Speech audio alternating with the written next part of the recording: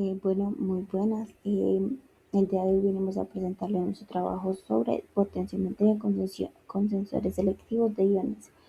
Este es un trabajo que fue realizado por Fanny Sierra, Alexa López y mi persona, Dayana Benítez.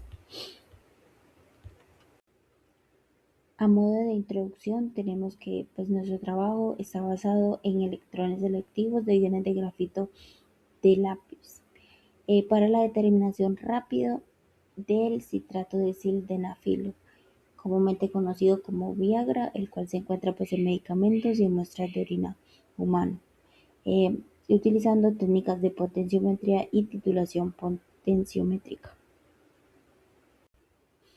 Nosotros escogimos el ion selectivo de formación de complejos. Estos iones sensores potenciométricos miden la diferencia del potencial generado a través de una membrana selectiva. En este caso, no ocurre una transferencia de electrones y se emplea una membrana líquida o polimérica con un agente complejante llamado ionóforo.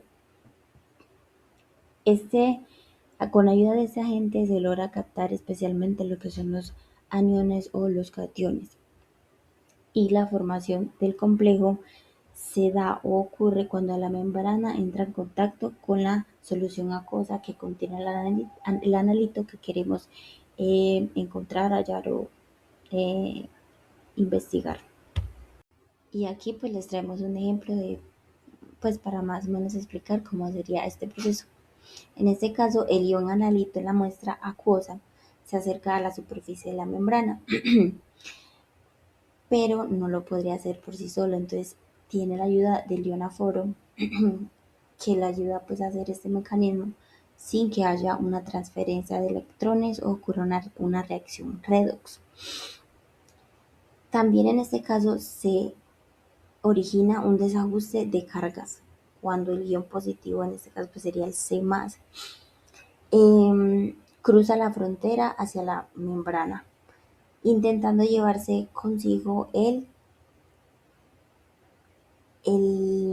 acompañante negativo, el A-, que está en la solución acuosa. Este acompañante no podría entrar a la membrana ya que es insoluble en la fase orgánica. Después de que el ion positivo entra en la membrana, dejando atrás a su pareja negativa, que queda en la solución acuosa, ya que no tiene afín con la fase orgánica o con el plástico. Estas cargas positivas que se acumulan al lado de la superficie y las negativas que quedan atrapadas al otro lado justo del agua o de la fase acuosa, en este tipo de repelación entre cargas positivas y negativas en la frontera, por decirlo así, se crea inmediatamente el potencial eléctrico en la barrera. Y a medida que estos quieran entrar, más se va a repeler la carga y más se va a generar esta, esta repelencia entre ellos. Con esto se llega a un equilibrio perfecto donde la fuerza química que empuja el ion al moverse se iguala con la fuerza eléctrica que lo frena. En este equilibrio de fases, la fuerza química que empuja al ion al entrar o salir se iguala exactamente con la fuerza eléctrica que lo frena. Todo esto se puede resumir por la ecuación de Nernst, que es la que nos explica más a detalle cómo ocurre este tipo de cosas en este tipo de análisis de potenciometría. Este trabajo presenta un método para detectar el principio activo llamado sildenafilo que se encuentra en las tabletas de Viagra o en muestras de orina de la persona quien consume este medicamento. Utilizamos varillas de grafito de lápiz que actúan como un conductor eléctrico, que este sería el electrodo, y este va a enviar la señal desde la membrana hasta el potenciostato. Esta potenciometría es muy importante porque los métodos tradicionales como el HPLC o la espectrofotometría son más costosos y también lentos. Entonces, con este artículo científico se enfoca en una alternativa simple, rápida y económica. Los pasos de este procedimiento es donde el sildenafilo, el SC, reacciona como un agente formador del par iónico, que puede ser el tetrafenilborato de sodio o el ácido fosfotúnstico, el PTA, para crear un complejo insoluble. Ese par iónico se incorpora en una membrana de PVC, que esta es la que recubre la barra de grafito como un lápiz. Cuando el SC se acumula en la superficie de esa membrana, ahí es donde cambia el potencial eléctrico que se mide con un pHímetro. Aquí podemos ver las ecuaciones de el SC reaccionando con el tetrafenilborato y también la ecuación en donde está reaccionando con el ácido fosfotúnstico. En segundo lugar, tenemos la naturaleza de los compuestos, en donde el principio activo va a actuar como un catión en solución acuosa, mientras que los agentes acomplejantes como el tetrafenilborato de sodio o el ácido fosfotúnstico van a aportar cargas negativas. En tercer lugar, tenemos la reacción de intercambio iónico, que al mezclar ambas soluciones ocurre una reacción de intercambio iónico. El catión del fármaco y el anión del reactivo se atraen fuertemente debido a sus cargas opuestas. En la precipitación del complejo, esta unión provoca la precipitación del complejo, dando como resultado la formación de un nuevo compuesto neutro, ya que este va a ser insoluble en agua. En la utilidad del sensor, que es finalmente en cuanto a su utilidad en el sensor, como este complejo es altamente lipofílico e insoluble, se mezcla con el PVC y el plastificante para adherirlo a la varilla de grafito. Esto es lo que permite que el electrodo atrape selectivamente al fármaco durante las mediciones. En la parte de arriba tenemos un esquema en donde nos da un resumen de este proceso de potenciometría. Abajo tenemos una tabla con los parámetros clave de los dos sensores. Tenemos el rango lineal, que es el intervalo de concentración del sildenafilo, donde el sensor responde de forma lineal y predecible al logaritmo de la concentración del SC. Tenemos el límite de detección, en donde la concentración mínima que el sensor puede detectar de forma confiable. Podemos ver que en el TPB es menor, lo cual lo hace más sensible, mientras que en el PTA es menos sensible pero más económico. Tenemos una pendiente, que este indica cuando cambia el potencial cada vez que la concentración del SC cambia 10 veces una década logarítmica. El valor ideal, según la ecuación de Nernst, para lograr un ion con carga más 1 es aproximadamente 59 milivoltios por década. Podemos ver que ambos valores están muy cerca de 59, porque está en 56.5 y 55.5. Lo que significa que el sensor se comporta casi perfectamente según la teoría electroquímica. Tenemos un pH óptimo que está entre un rango de 3 a 6. Este rango de pH en el que el sensor funciona correctamente. Si estuviera fuera de este rango, el SC se hidroliza o precipita y la señal se distorsionará, por lo cual ambos requieren condiciones ácidas suaves. Tenemos también, por último, el tiempo de respuesta, que pues básicamente es el tiempo que tarda el electrodo en alcanzar una lectura estable después de sumergirlo en la muestra. ya sea la muestra de orina o la tableta pulverizada. Pues ambos podemos ver que están menos de 30 segundos, lo cual es muy rápido comparado con métodos como el HPLC que toma minutos. Pues en resumen, esta tabla te dice qué tan sensible, rápido y confiable es cada sensor y en qué condiciones pH concentración podemos utilizarlo. En esta figura 2 se observa la respuesta potenciométrica de los sensores de membrana de PVC plastificada con el NPOE, comparado los dos complejos de pares iónicos evaluados. Están en las gráficas una roja y una negra como A y B.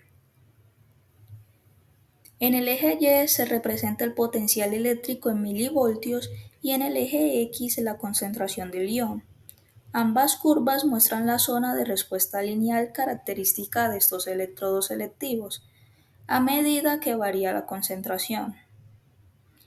También podemos apreciar en esta gráfica que en la línea B presenta valores de potencial ligeramente más elevados que el sensor A, o sea, la línea roja que está más elevada. Esto demuestra que el complejo de PTA combinado con el plastificante NPOE, elegido por su alta constante dieléctrica y gran capacidad de tracción iónica, ofrece una respuesta electroquímica más favorable. Para hacer el electrodo de grafito se seleccionó el PVC plastificado con el NPOE, que su nombre sería nitrofenilotiléter. También tenemos el otro plastificante que es el DOP, que es el diotilaftalato, que aquí el que muestra ventaja es el NPOE. La decisión fue porque como la matriz es óptima para continuar con los estudios experimentales. Ambos plastificantes son lipofílicos, por lo cual es más rápido detectar los iones en el fármaco.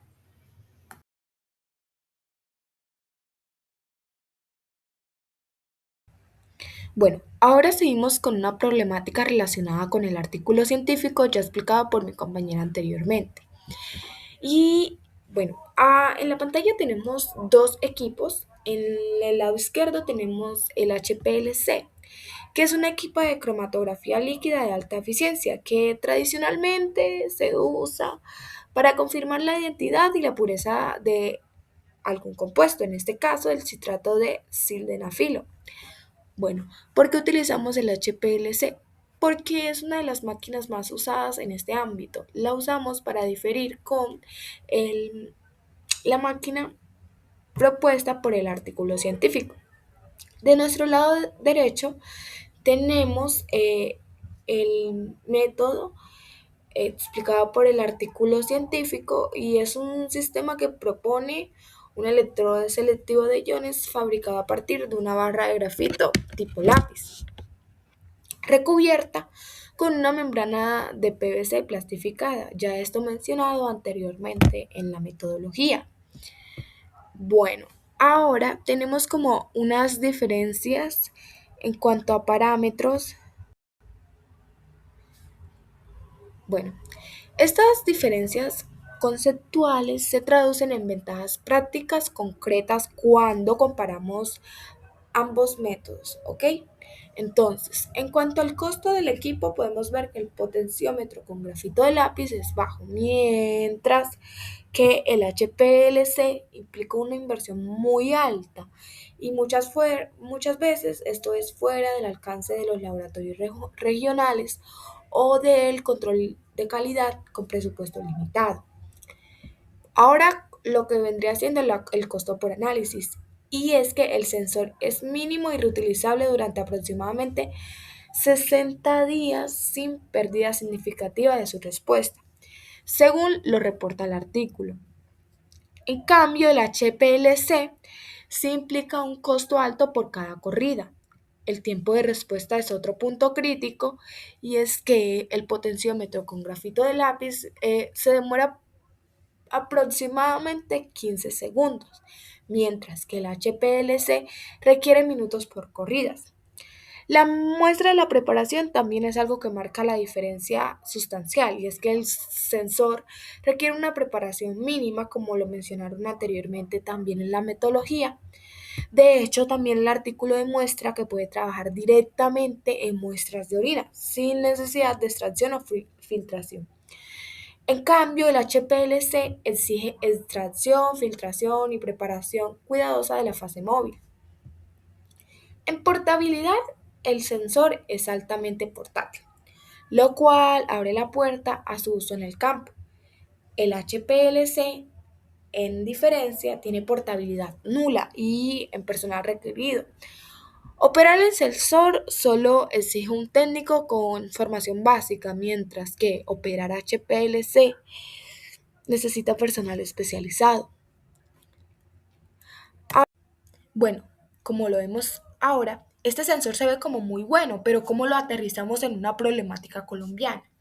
Miremos este caso, y es que el 29 de septiembre del 2025 el INVIMA emitió una alerta sanitaria especial, ordenando el retiro nacional del suplemento dietetario que están viendo en la pantalla, X-Bull, comercializado como un potenciador sexual y energético, pero no declaraba que contenía principios activos farmacológicos. ¿Y qué principio era ese? Justamente el principio que estamos hablando ahora, sildenafil.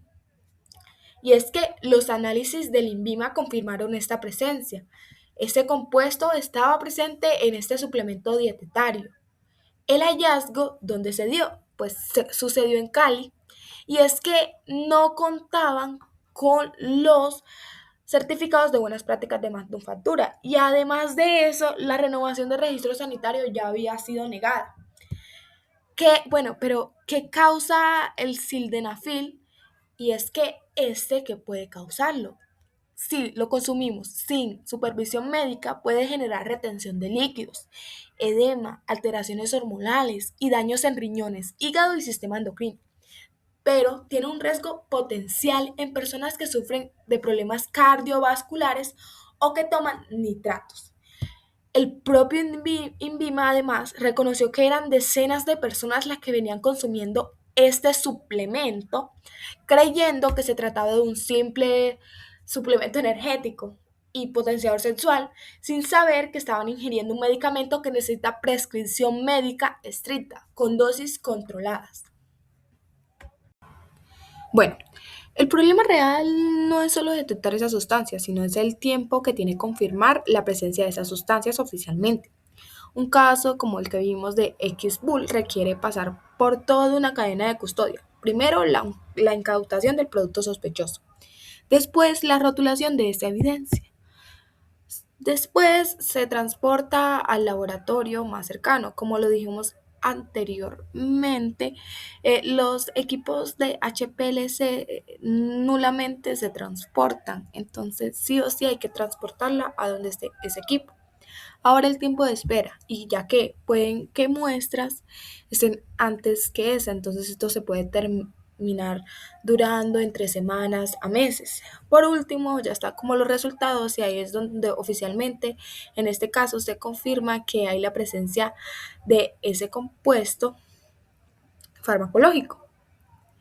Entonces, al final es que se obtienen los resultados oficiales y cada uno de estos pasos toma mucho tiempo, semanas, inclusive meses. Y mientras tanto, ¿qué pasa? El producto sigue circulando y siendo consumido por personas que, como vimos, ni siquiera saben qué están tomando. Y aquí es exactamente donde entra la propuesta de solución que plantea este trabajo. El electrodo selectivo de grafito de lápiz no busca reemplazar el HPLC como método de confirmación legal y también regulatoria, porque en realidad este sigue siendo como indispensable, pero sí puede insertarse como una herramienta de tamizaje rápido para saber si en realidad está la presencia, en este caso, del sildenafil en cuestión de segundos. Podría tener una primera señal si un inspector del INVIMA tuviera este sensor portátil en un operativo, sin necesidad de extracción ni pretratamiento complejo de la muestra. Esto que permite priorizar las muestras que se van a enviar, porque esas ya tienen como una mayor urgencia al laboratorio que vaya destinado, porque ya tiene como esa confirmación, acortando así la ventana de tiempo entre la sospecha y esa acción sanitaria. Y con ello que se reduce el tiempo de exposición a la población colombiana a estos productos fraudulentos. Listo, aquí tenemos como las referencias que usamos en toda la diapositiva. Muchísimas gracias por su atención.